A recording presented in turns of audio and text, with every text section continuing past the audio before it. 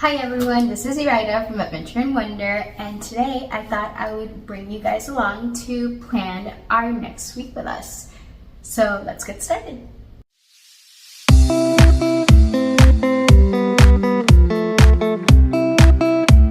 If you're new here, I have a preschooler and I also have a little brother who's 1 year old tagging along, and he does mostly whatever we're doing. He does not nap, so we can't do school while he naps, so he's just with us along for the ride. We are going to plan week 5 of homeschool, and if you've been with us, that probably does not add up because we started mid-August. But we did take 2 weeks off and we went to see our family, and now we're getting into our 5th week. So I'm gonna take you guys to the table and turn you around so you can plan with me this next week of school. So you will notice that I do not have a fancy planner. I have fancy planners, but I found it so much more practical, time efficient, and just easier for me to just grab a notebook.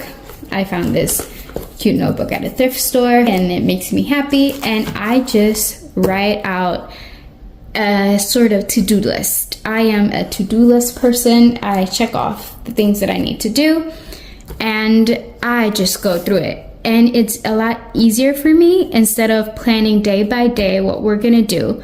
We are very flexible. We usually have a lot of things going on. We have co-ops, we have 2 different co-ops, we have ballet, we have usually meeting with friends, sometimes we do outreach projects. So our week is very busy, and sometimes we won't really know what's going on each day until like the day before. So I just plan to-do list, and we do things whenever we have time, and I just keep checking off those boxes, keeping in mind that our big home day that we do a lot of our schooling is Wednesday. So usually the bulk of whatever's more time consuming we'll do Wednesdays, and then all the little stuff we'll break it down sometimes in the afternoon the other days. So I start by just pulling out all my teacher's guides and just seeing what's next. Let's start with Torchlight. It has the most moving components, so I'll just open Torchlight in the week that we are on, week 5. That's what we're going to be planning. I'll just go ahead and up top here write week 5, and we start with Torchlight. So I just go down the list and write it all down. In this one, I will go ahead and use like little stars and write, this is our library book. So I have to make sure I have it already. I usually go ahead 2 weeks and reserve everything we're gonna need, and I am pretty sure we have that, but I have to check. If not, that's something I would have to go as soon as possible to my library and get it. We don't do Doodling Dragons right here in this portion. We do it with our letters, so I don't put it under Torchlight.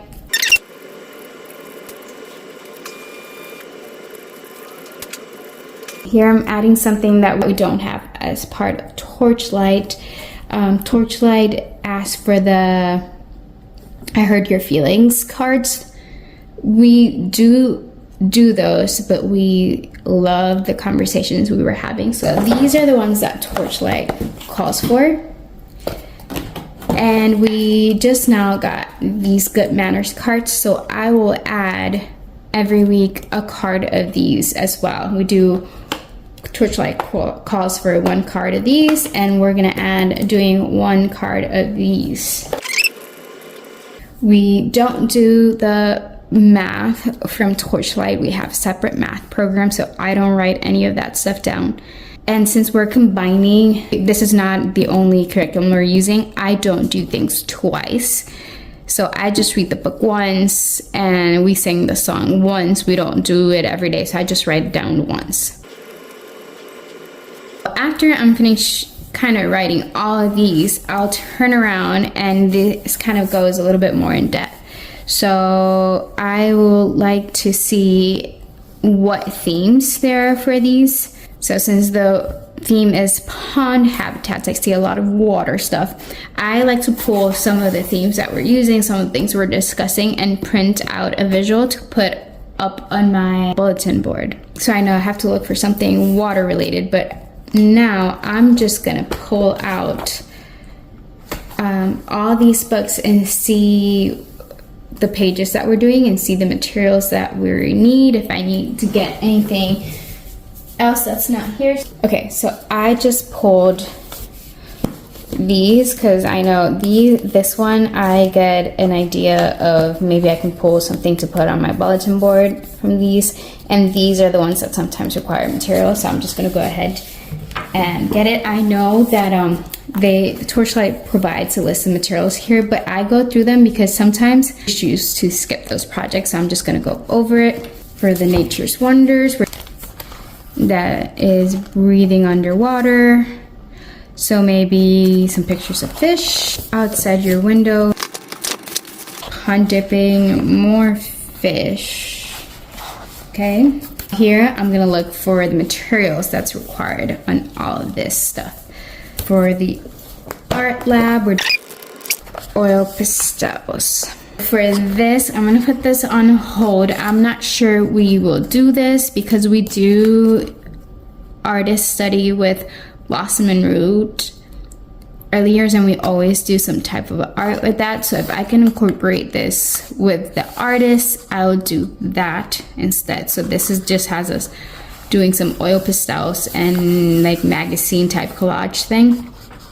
This in mind, I'm not sure we're gonna do this, or we're gonna find a way to incorporate it. A little bit of dirt, underwater viewer. We live in Florida. We can either go to the ocean, which we don't have scheduled this week. We just went to the beach this past week, but we don't go on ponds or puddles or streams or any of that sort of things because alligators, so we won't be doing this. Look, I'm a scientist. This we can definitely do, and she loves anything water related and mixing and all that stuff, so we will do this. We have all this stuff on hand, so I don't need to do that, but I will write over here so I remember during the week, because I will forget that this is the bubbles. And when I look at my schedule, kind of glance at it to see when we can fit stuff in, to look for something to do, I will know exactly what this is talking about, and if we have time to do it right then and there, or we leave it for another day.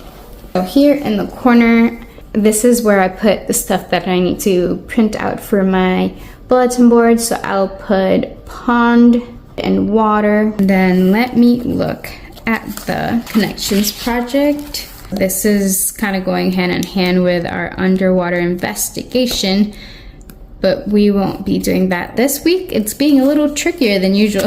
I can usually do most everything. This week it requires a lot of tweaking, and that's something I want you all to see, that you don't have to do things like they're written in the curriculum. We very much are fans of making it work for us, tweaking it, changing it, or just skipping it. So after Torchlight, I like to plan Blossom and Root, language arts.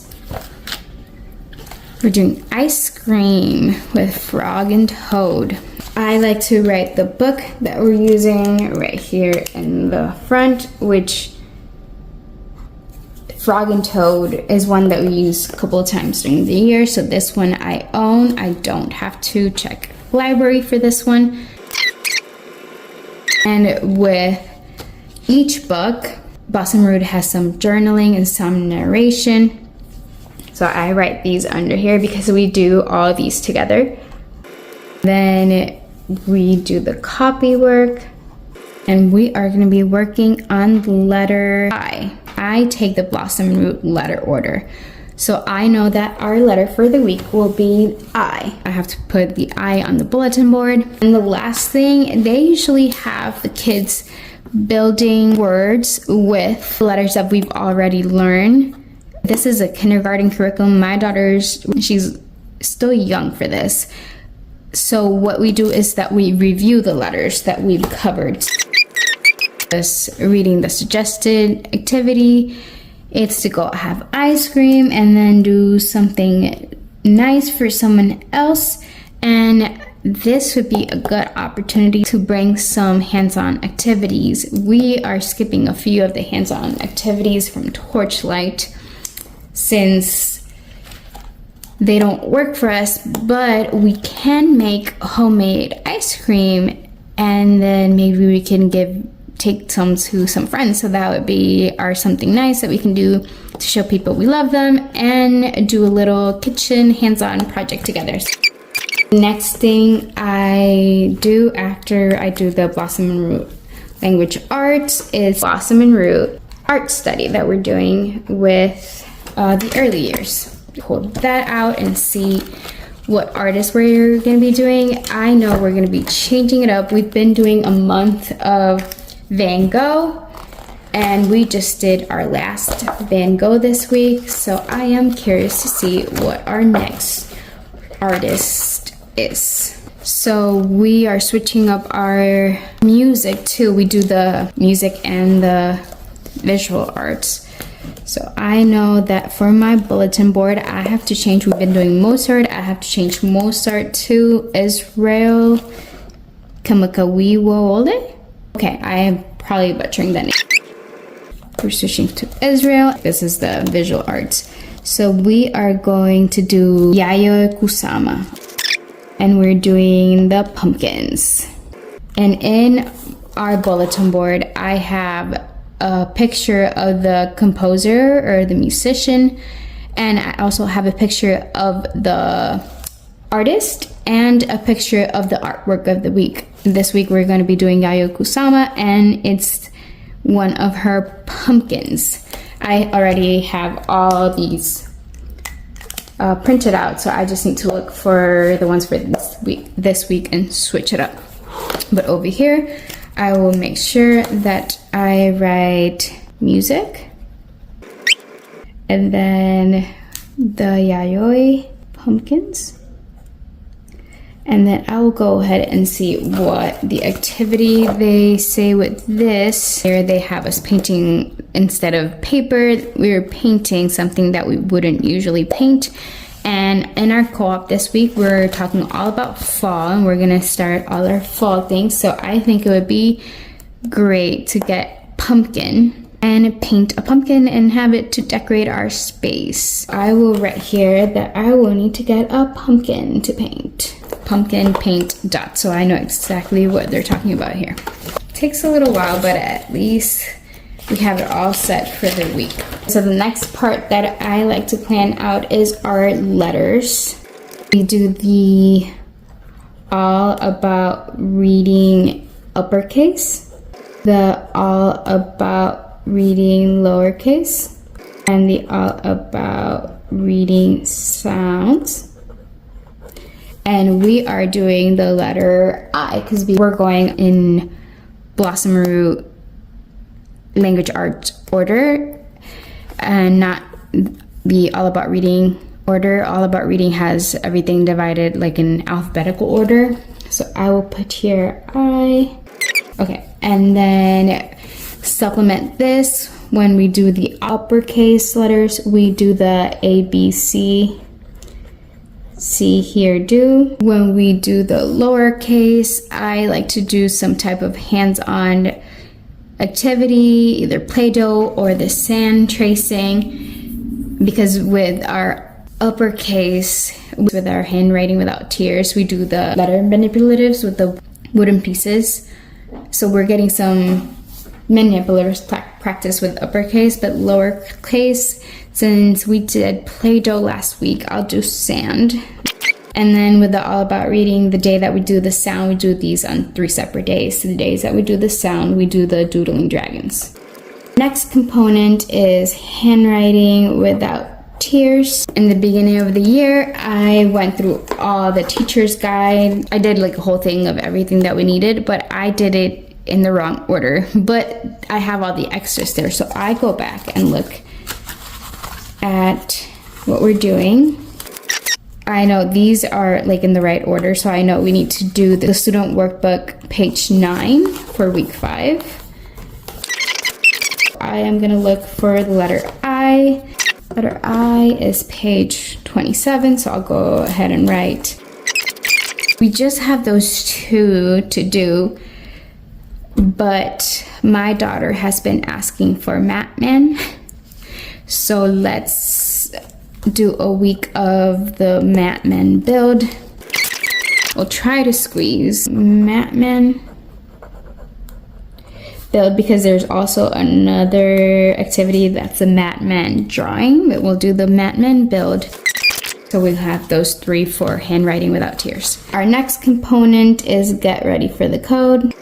I like to look at that to see what letter they're using in here.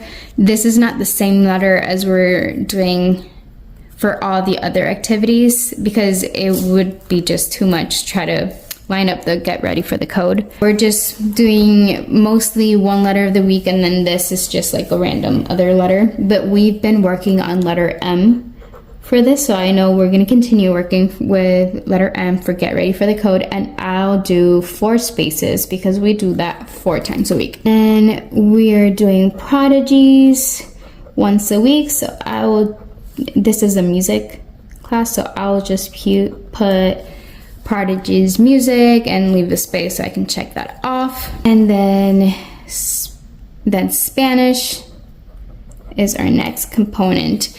And this, we've been working on our vowels. So we did O last week, so we are doing U this week. I have some crowns to do with the letter U that I want to make sure we do this week. I want to make sure we use our ABC book and look at all the letter U's are in different ABC books, and then we read aloud. Next week, we're gonna start using something else new for Spanish because what we've been using, it's kind of pulling from a lot of different places. And it was kind of crazy. So when we went back to Puerto Rico, I went ahead and got a kindergarten Spanish book, and it follows a sequence because the things that I had were a little basic for my daughter since we are native speakers. I think following that book will kind of simplify. So maybe I'll make a video about our new Spanish resource. But for now, we're just gonna finish up our vowels. And oh yeah, I want to make sure that I pull the pages from How'd You Learn That? The letter U, if I don't write it, I'll forget. So we'll use all of this for Spanish. Our next component is math. And this one, we do 3 lessons of math a week. And I have to go through all these lessons to see the materials that I need. And I kind of write them here. I know we left off lesson 2, chapter 2, lesson 2. Now we are going to be in lesson 3. I'm going to see what materials I need. This is very much intended for a classroom setting. So sometimes the activities I can do just as is. They're having students and compare each other, like stand next to each other and compare the height. I can do that with both of my kids, but I think it would be good to bring some dolls to compare heights and have her arrange the dolls by height. I'm also going to need some linking cubes for this lesson.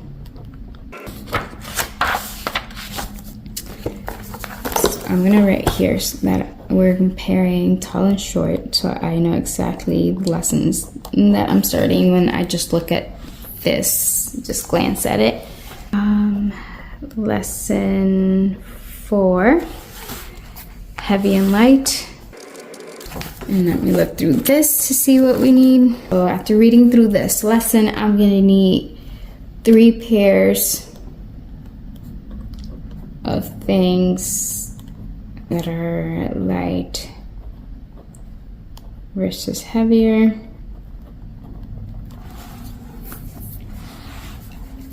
So maybe a feather, toy car, linking cube, candle, paperweight, a stapler. Alright, and then I can just have her compare between the pairs which one's heavier and which one's lighter. Another thing that we do here, clothes that are different weight. This is lesson 4. Now we are doing lesson 5 since we do 3 lessons a week. Lesson 5 are the practice pages. So no more sourcing for this week for math.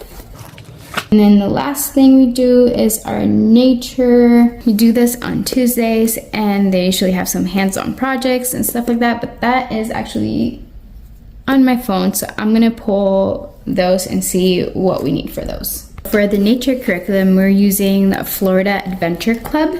And this week is the night sky. I went ahead and looked through my phone because it's a PDF curriculum. I went through my phone and looked at the things that we would do and printed the things out because this curriculum is divided by age, so it has some activities for little ones, for little older learners.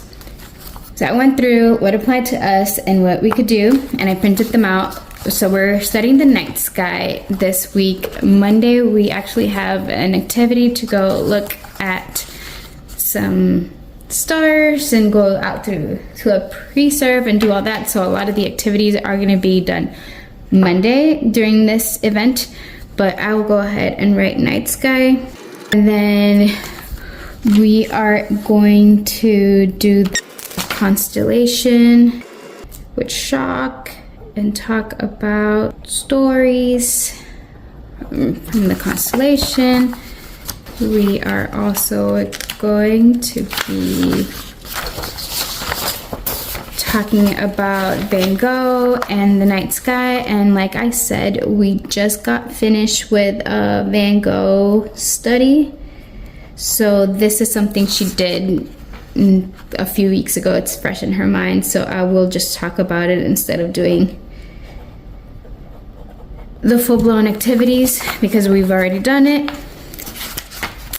And then the last thing we're going to do is we're going to do a constellation projector. Then I wanted to add some constellation for our bulletin board to go with the nature study. That's all we're going to be doing for this week. I know it seems kind of a lot, but we divided throughout the whole week, just do little by little. I hope this was helpful in some way. I hope maybe it took some of the stress out if you've seen all these fancy planners with stickers and the color coordinated, and I love that. But this is just keeping it simple. As moms, I feel like sometimes there's a lot of pressure to do things and just do whatever it's practical for you. So I hope this maybe took some of that stress off, that planning can be very simple and can be done quickly when kids are distracted with something else. I hope this was helpful in some ways. Maybe you got some ideas out of it too. And I will see you on the next one. Bye.